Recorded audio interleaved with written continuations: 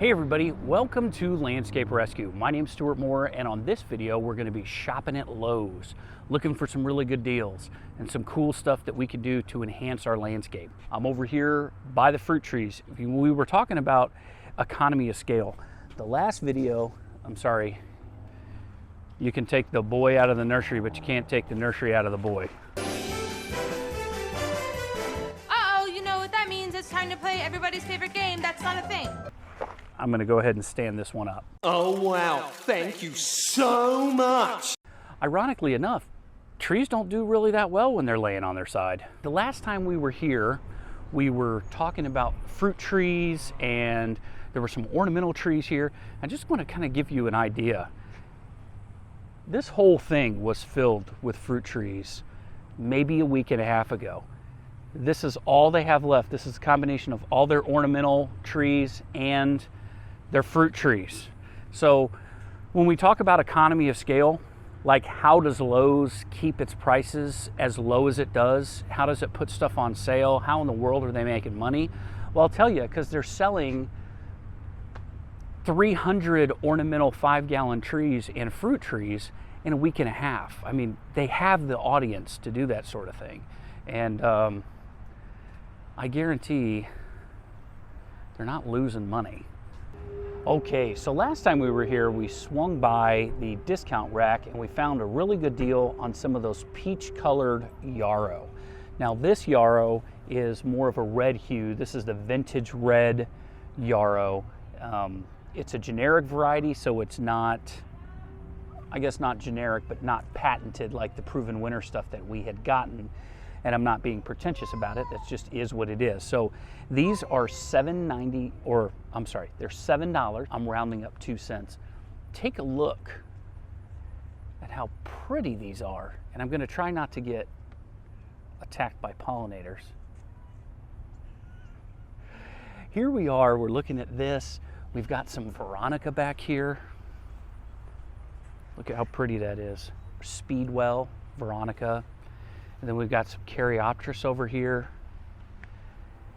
Look at this evil big box store, this evil place, right? That destroys the small business guy. What narrative are we following? Because it seems to be really supplying a ton, an absolute ton of nectar and pollen for all of these pollinators. I would be surprised if there's not 60 bees right now on that Caryopteris. I would be really surprised if I went to count it. Probably about 17 to 18 moths just buzzing around. And why there is pushback for shopping here, I'll never know. So let's break it down to its barest of bones, shall we? Here is a nativar, right?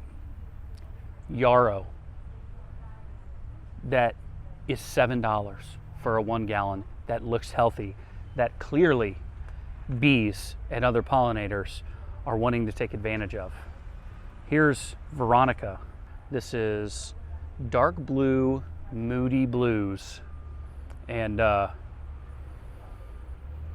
can see why they like it so much. Bees use a variety of methods for finding flowers, like color, shape, and fragrances. But scientists have discovered yet another tool: electricity. A group of researchers at Bristol School of Biological Sciences have found that flowers also have their equivalent of a neon sign and communicate with bees by taking advantage of electrical signals. There's probably about 10 bumblebees in it right now for $7, so $6.98. Montauk Daisies.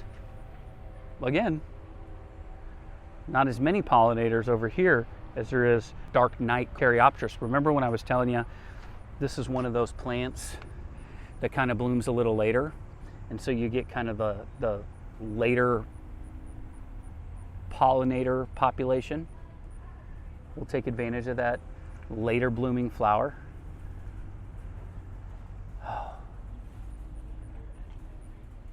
$7.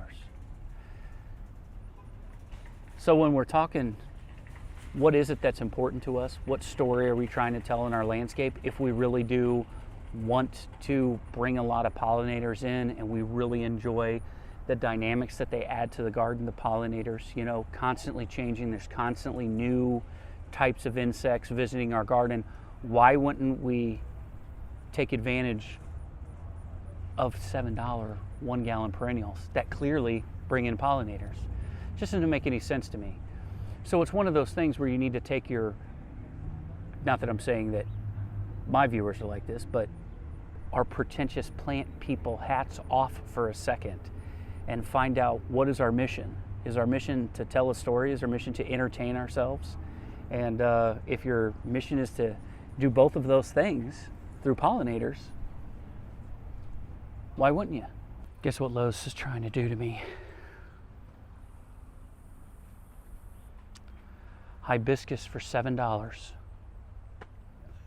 Oh wait, 50% off. So they're going to be $12. Sorry, but these are the Adore head over heels. Adore pink?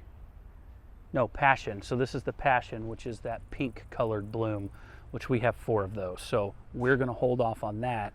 It is very tempting to not get some Echinacea though for $4. That seems like a pretty good deal to me. The Echinacea, remember, or the Shasta Daisies, remember when we said they were acting like little punks? They're showing up. They're showing up. I kind of wonder, and they actually look a lot better than they did. See, they're pushing new growth now. Yeah, that's kind of the thing about Shasta Daisies. They don't like change. Spare some change. Leave me alone, I don't have any change. So we have these Echinacea here for $4. These are the Powwow Wild Berries. They're breaking my heart. You know, if I could have gotten a coleus that was this size for $4 in the spring, I would have taken a couple flats home. And when I say a couple, I mean 5 or 6. What is this? Autumn Sage. Yeah, Mirage Purple Autumn Sage. So it's perennial. And look how pretty that is. I just kind of wonder if maybe I love my plants too much to grow sage. I haven't tried at this new house. I have failed miserably on several occasions by giving them too much water and giving them too much of that good loving. You're headed for disaster, 'cause you never read the signs. Too much love will kill you every time. This sage is going to bloom kind of in the fall, so it's going to bring in that later population of wild honeybees and pollinators. It smells good. It smells just like sage. And of course, me and sage, right? That's a really good deal. We're going to come back. So we're going to look around. We're going to come back to that sage. Make some tough decisions. Look at this. So I've shown you my autumn colors. Rudbeckia at home. This is kind of that same type. You can just tell by the leaves. Kind of that same type of Rudbeckia or Black-Eyed Susan. Rising Sun, Chestnut Gold, Black-Eyed Susan. Oh wow, look how pretty these are. And then over here you have these kind of like bubblegum pink garden phlox. So if you can control the powdery mildew on garden phlox, which is like this. Now, there's also, native to Missouri, there's a type of, man, those smell really good too. There's a type of garden phlox called a woodland phlox, and it gets a lot taller. I imagine if you had this outside, it would have pollinators all over it. It smells really good, but look at that combo. See that? That combination of that pink with this darker orange, being that they're tertiary color opposites, that really draws the eye in this direction. But if you wanted to be a little bit more subdued, more of an understated combo,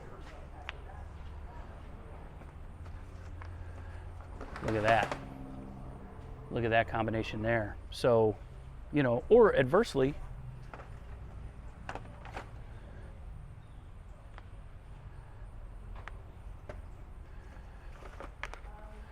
something like that. How that pink kind of jumps out next to that purple. Something to that effect. I think that I mean, I think that would be pretty. I wouldn't overdo it. I would try to duplicate those colors in other places to tie it all together. I almost kind of think that I really like this combo a lot, this or lighter purple with that orange. That looks really good too. See, this is kind of what I do when I come to these places. I really just play around with different color combinations and different textures to see what helps you tell your story. Your parents must be very proud. Ooh, forbidden fruit. That's what we used to call Katy Perry in high school. We used to call her forbidden fruit. Yeah, fun time for adults. Those are pretty. Look at that color.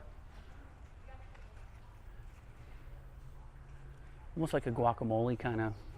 It's got that dark green variegation with that lighter green color. And the drinking gourd hosta is probably one of my favorite hostas. If I had to pick a hosta, I feel like it would be a big one, like in code. Guys, I don't want to alarm anybody, but there's code 50. If I had to pick a hosta, if I had a couple hostas that I could only pick, I always hate pigeonholing myself to just, if I had to pick one hosta, it's very hard to do. The drinking gourd has probably the coolest shaped leaf out of any of the hostas that I've been exposed to in real life. I've seen some pictures of some pretty cool ones, but the drinking gourd. Special assistance needed in the board cutting area. Special assistance needed It literally in the cutting area.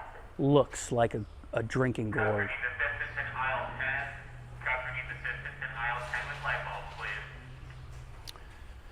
Oh, wow. But anyway, those little quarts for $5 a piece, you think about it, you could get 5 of those for $25 plus tax, plus beneficial fungus, beneficial bacteria, and the 2-year fertilizer tablets. So you're sitting at $5, you're sitting, you guys can come through. Well, you got good taste. Let's just put it like that. You know, for $5, you got 25, you got about $1 extra with the 2-year fertilizer tablets and a beneficial fungus and bacteria. You're looking at $6 for one of these, and then next year it's going to hit the ground running. And when I say running, you're not going to be able to catch it. It's going to be running quick, right? Here's some of that Perennial Dianthus that we were talking about that were on sale. Now notice, none of those are left. All of those are gone. Those were all, I think they were quarts, they were $2. All of those are gone. So I can't necessarily say that I want to pay $13 for this stupid pot, but I would definitely pay $13 for the Dianthus that's in it, if that makes sense. Because that would put up quite the show next spring.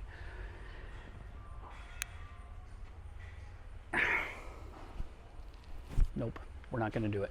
Well, I'll be a monkey's uncle. Y'all left me a bag. Thank you very much. Y'all left me a bag. I appreciate it. Yoink. Have you guys ever noticed that I skip all of this fertilizer? Because the best possible thing that I'm gonna put in my garden is a Dr. Earth Grow. Now, I could use any of these if push comes to shove, and I remember seeing this on another one of my videos when I was teasing y'all about not leaving me a bag. This has the True Biotic inside, so this is the one that has beneficial fungus across its entire line of fertilizers. So, you know, if I was really needing to, I could use any of these when I go to plant a plant. I'm not worried about tomato and herb fertilizer versus the all-purpose, but I do lean towards the all-purpose. This stuff right here, I mean, I get it. I get it. It's going to help your plants. This is like Osmocote, or it's a slow-release all-purpose fertilizer. It's got kelp in it, and earthworm castings, and bone meal, and feather meal. Let me break it down to you like this. This is like giving a homeless guy a sandwich, right? This is like giving a homeless guy a master's degree in quantitative business management. You just blew my mind! Our minds have been blown! Let that sink in. Old boy's working hard. Working hard to get to that pollen. Look at Daddy Fat Sacks here. Hey, Daddy Fat Sacks, what are you doing? You collecting all the pollen in your little pollen saddlebags? I don't know why I love bees so much. Oh, because they'll sting you. But that was the Orange You Awesome. We planted one of those by the shed behind the Autumn Colors Rudbeckia. So it's pretty neat to see a non-native cultivar. Odd, with all those bumblebees on it. It's strange. It sounds like nobody has ever walked around Lowe's with a camera and videotaped bees before. Hey, I don't appreciate your lack of sarcasm. Look at all this Gaillardia. Look how pretty that is. Or blanket flower. This is Sunterra sunrita. Sunrita. Look at all this sunrita golden yellow blanket flower. The names. But I guess that's what happens when you release about 90 different varieties of blanket flower a year.